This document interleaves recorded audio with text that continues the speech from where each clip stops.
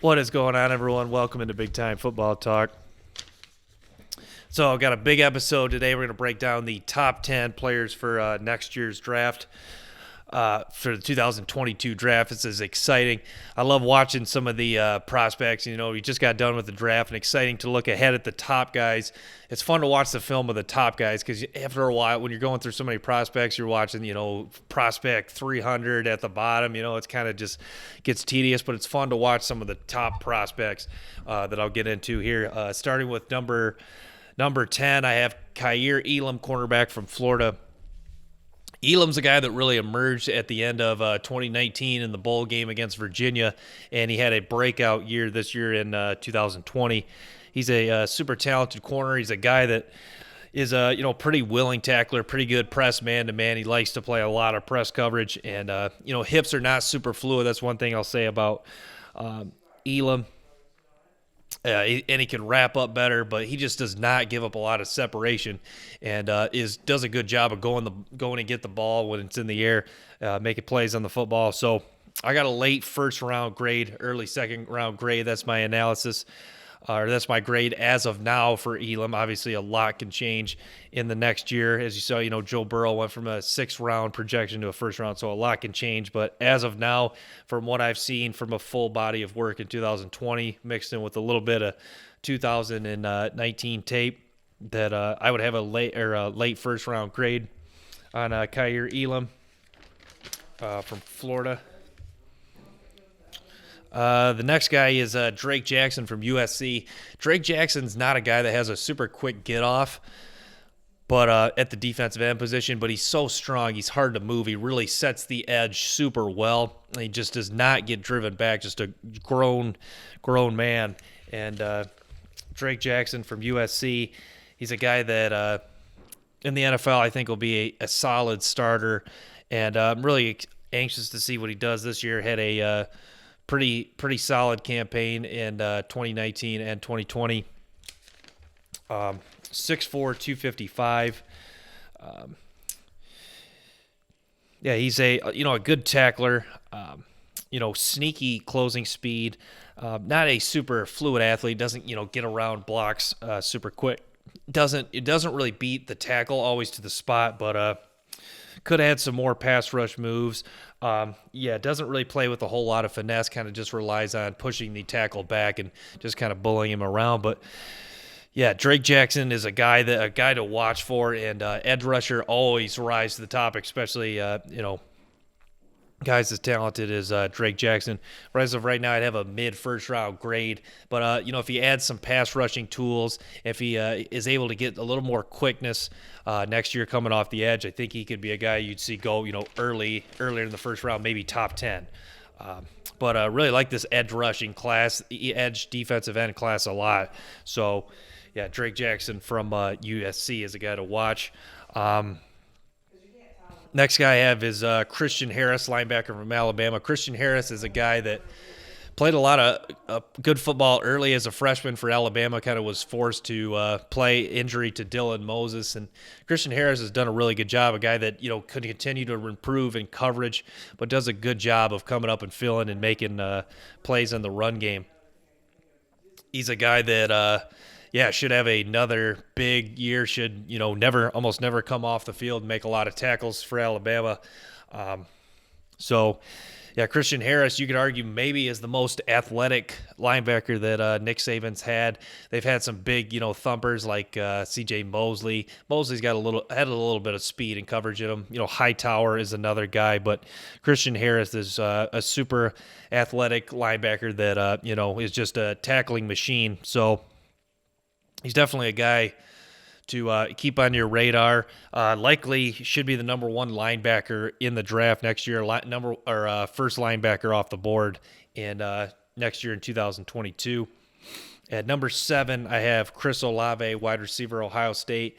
Olavey has just been super productive all 3 years pretty much at Ohio State. He emerged a little bit later in the year at Ohio State as a freshman, and then his sophomore year, he had a big year.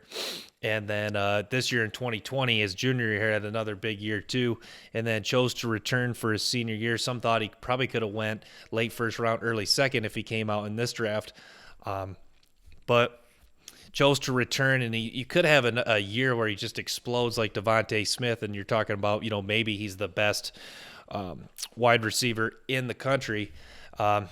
Certainly, as of right now, is getting hype like that from some people. But another big monstrous campaign. If he has even takes his game to a whole nother level like Devontae Smith did in 2020, maybe we'll be talking about Olavey is the surefire number one wide receiver and number one wide receiver off the board. But at number 6, his teammate, my number one receiver on the list, Garrett Wilson, wide receiver from Ohio State. Garrett Wilson, you saw so many flashes as a freshman. He had that big catch against Clemson in the college football playoff game. He's a guy that really had a monstrous year stat-wise 2020, considering they played limited games. Garrett Wilson had a big game against Indiana. Helped them, jump to an early start that ended up having them kind of finish off a little sluggish at the end and barely escaping Indiana, but had a good game against Michigan State too. Showed out against Clemson like Olavey. Garrett Wilson is he's production really goes hand in hand with Wilson, even dating back to high school. 32 touchdowns his junior year in Texas, and he's a former 5-star recruit, and is just such a tenacious, aggressive player. Runs his routes so quickly, and he brings it every single game. And I love Garrett Wilson, and I'm excited to see what he does in 2021. That Ohio State wide receiver core is really loaded as a whole. You got Olavey, Garrett Wilson, Jackson Smith, and Jigma. Julian Fleming was another highly recruited guy, and then they bring in another guy, 5-star. So you have several 5-stars on that roster. So, yeah. At number 5, Kyle Hamilton, safety from Notre Dame. It's a lot of Notre Dame people had Kyle Hamilton on their radar as a freshman. He's a guy that played some good football for Notre Dame, and you kind of thought, they had a Wusu Carmoa this year. Everyone, Notre Dame fans, and even a lot of college football fans that follow it closely knew Kyle Hamilton was kind of the next man up to take his game to the next level as a sophomore this year. Like he did, played a lot of good football. Had some big games. Had a really good game against Duke.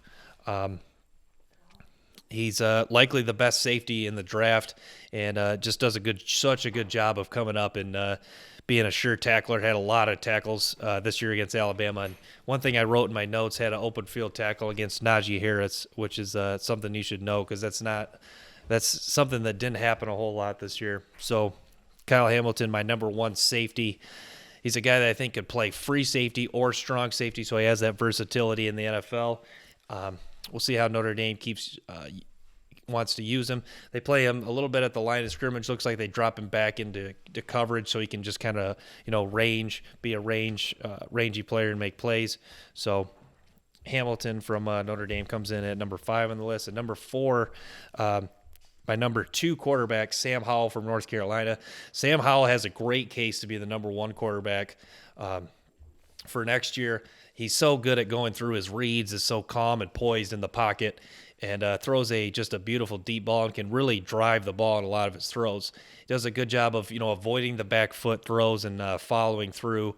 And he's going to lose some receivers. He's going to lose his top 2 running backs. So it'll be interesting to see what he does without his top 2 weapons.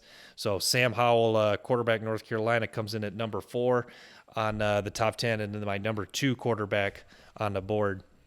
So we'll see what he do. Another year of Mac Brown coaching. He was a highly regarded recruit, 4-star recruit, and he's a guy that has played a lot of good football. You could argue he had a better freshman year than this year, sophomore year. So Sam Howell, North Carolina, number 4. Number 3 on my list, Spencer Rattler, quarterback, Oklahoma.